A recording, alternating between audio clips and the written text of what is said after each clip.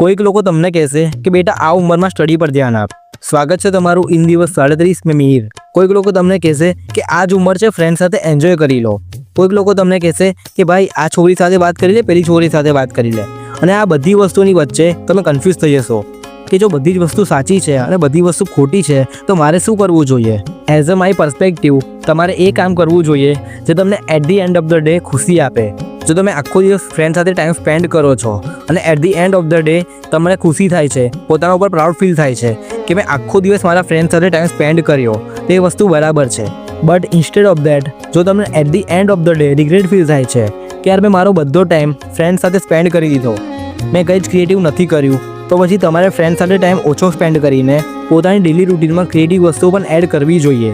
જો તમે આખો દિવસ સ્ટડી કરો છો અને at the end of the day તમને ખુશી થાય છે, પ્રાઉડ ફીલ થાય છે પોતાના ઉપર, તો એ વસ્તુ બરાબર છે. બટ ઇન્સ્ટેડ ઓફ દેટ જો તમે at the end of the day satisfy નથી કે બાકી વસ્તુઓ એક્સપ્લોર નથી કરી, તો તમારે તમારો દિનચર્યા એડજસ્ટ કરીને બાકી વસ્તુઓને પણ એક્સપ્લોર કરવું જોઈએ.